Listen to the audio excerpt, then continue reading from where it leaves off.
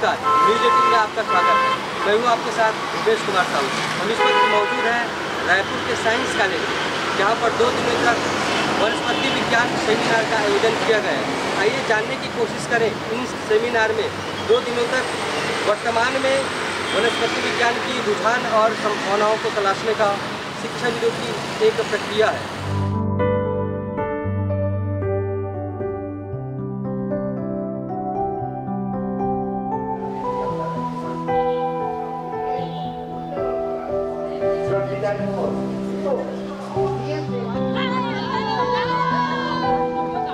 Very shortly we are going to start our technical session 3.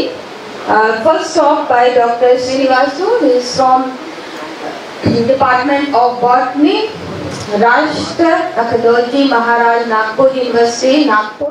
Generally we use the herbarium for identification of what is called plants, collecting the information about the plant, and generally we use the floras, etc. So this herbarium what is called serve as a vital link for various branches of the biology by providing the information about the plants. What are the plants, what are the uses? Some pharmacists want to prepare some medicines, so he wants the identification of the particular plant and what are the parts of the different plants we can use it. Like that, biochemist, chemist, every branch of the what you call biology, they use this particular herbarium, and with the help of the herbarium, they identify the plant. That is the information they get. And this herbarium also provides a insight. Herbarium means nothing but a storehouse of the plant specimens collected from far and what you call wide, and after that you have dried up in a what you call blotting paper,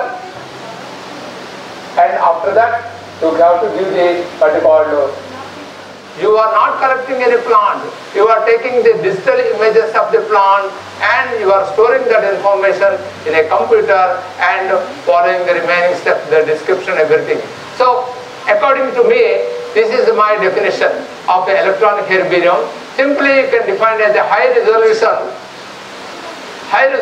virtual images of what is called plant specimens in a digital format. आइए आज हम इस वक्त खड़े हैं science college auditorium में। आइए जानने की कोशिश करें कि राष्ट्रीय स्तर के जो सेमिनार हो रहे हैं उनके बारे में किस तरह का कार्यक्रम है। ये जो है बॉटनी डिपार्टमेंट हमारा 2 दिन का राष्ट्रीय संगोष्ठी कर रहा है। इसमें हम पौधों के जितने भी बहुआयामी रूप होते हैं, स्वरूप होते हैं, और उनमें शोध किस तरह की जा रही है उसको लेकर के हम लोग इसमें गहन चिंतन और मनन कर रहे हैं, जिसमें बहुत सारे एक्सपर्ट आए हैं।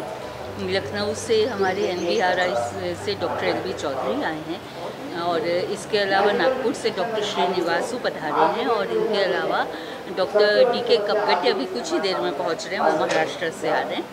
तो हम सब मिलकर जो है शोध, इस वनस्पति शास्त्र में शोध के क्या क्या नए आयाम हम स्थापित कर सकते हैं और जैव विविधता को हम किस तरह से संरक्षित कर सकते हैं, इन सारी बातों को लेकर हम इसमें जो है ये सेमिनार रखा गया है। ये इसके मेन की पॉइंट्स हैं। वर्तमान समय में जैसे दौर बदलता जा रहा है, कहीं न कहीं नए संभावनाएं तलाशने का यह कार्यक्रम। तो अभी वर्तमान समय में किस तरह का रुझान है वनस्पति विज्ञान?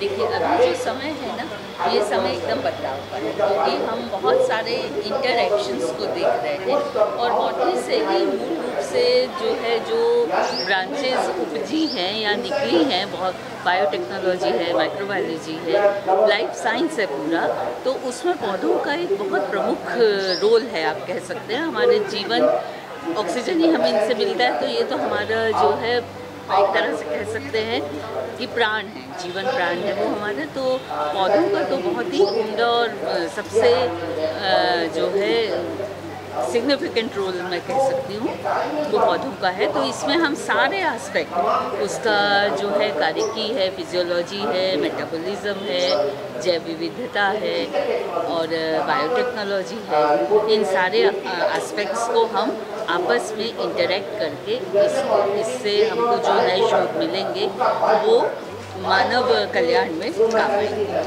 मेन उसमें हमको हमारी जो मेन अप्रोच है कि वो ह्यूमैनिटी को और हमारे लिए कैसे महत्वपूर्ण हो सकते हैं और उसको हम किस तरह से प्रॉपर यूटिलाइज कर सकते हैं। ये जो संपदा, पादप संपदा है, प्लांट रिसोर्सेज हैं, इसको हम किस तरह से संरक्षित भी कर सकते हैं, उपयोग भी कर सकते हैं और पर्यावरण को बचा भी सकते हैं। मैम, जैसे हम अभी देख रहे हैं वर्तमान समय में विकास के नाम पे हम पेड़ों की अंधाधुंध कटाई कर रहे हैं और एक और हम कह रहे हैं विकास की ओर जा रहे हैं, लेकिन कहीं ना कहीं हम वनस्पति विज्ञान के विनाश की ओर जा रहे हैं। इस पर आप क्या कहना चाहेंगे? ये तो आपने बिल्कुल सच कहा है। जो ये हम अंधाधुंध कटाई कर रहे हैं, ये तो हम सबको इतनी जागरूकता आनी ही चाहिए कि हम इन पौधों को कैसे संरक्षित करें। और बढ़ता हुआ जो औद्योगिकीकरण है और जो अर्बनाइजेशन है, ये ठीक है, ये सिविलाइज सोसाइटी के लिए ज़रूरी हो सकता है, लेकिन इसकी जो कीमत हम चुका रहे हैं पौधों को काटकर, हम अभी अंदाज़ा भी नहीं लगा पा रहे कि इसका कितना नुकसान हम आने वाली जो हमारी संतानें हैं, आने वाली जो हमारी जनरेशन्स हैं, उनके लिए हम ये करने जा रहे हैं। तो इस पर तो तुरंत रोक होनी चाहिए। बहुत सारे इसमें नियम हैं, कानून हैं, लेकिन वही बात है कि उसका प्रॉपर इम्प्लीमेंटेशन नहीं हो पाता, जो कि होना चाहिए, बिल्कुल होना चाहिए। ये जो सेमिनार है, इसमें ये भी एक प्रमुख मुद्दा है जो हम लोग रख रहे हैं। छत्तीसगढ़ है मैम, छत्तीसगढ़ में जो हसदेव जंगल की कटाई सोने के लिए, उसमें सरकार की व्यवस्था भी सामने आई है। वो तो विकास के नाम पे तो पेड़ की कटाई कर रहे हैं और इसका एक प्राकृतिक प्रकोप हमें देखने को मिला। आज से 2-3 साल पहले हम कोरोना जैसे महामारी से हम उबरने की कोशिश कर रहे हैं। हम ये नहीं बोल सकते कि उबर चुके हैं। इस पर आप क्या कहना चाहेंगे? देखिए, कोरोना में जो विनाश हुआ है कोरोना काल में, वो तो हम अभी एकदम ताज़ा है और अभी हम उसको भूल ही नहीं सकते। और उसमें भी हमको समझ में आया कि किस तरह से ऑक्सीजन कितना ज़रूरी है हमारे लिए, और पौधों का तो प्रमुख रोल ही है इसमें।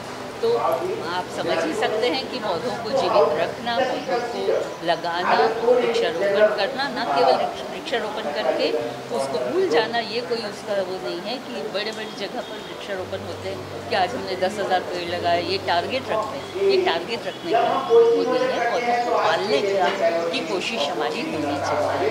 मतलब सीधे साफ शब्दों में यह कह सकते हैं कि वृक्षारोपण है, टारगेट न हो करके हमें उसे संरक्षित करने में फोकस करना चाहिए। वो हमारी नैतिक जिम्मेदारी है और इस जिम्मेदारी को बच्चे से लेकर के बुजुर्गों तक सभी को इसका पालन करना ही चाहिए। ये आज के समय की महती ज़रूरत है। मतलब हम सीधे शब्दों में यह कह सकते हैं मैम कि मानव और पादप एक दूसरे के पूरक हैं। डेफिनेटली पादप हैं जो वो देने वाले हैं, प्रोड्यूसर है, हम तो लेने वाले हैं, और उसके बाद भी हम भूल जाते हैं। ये हमारा दुर्भाग्य है।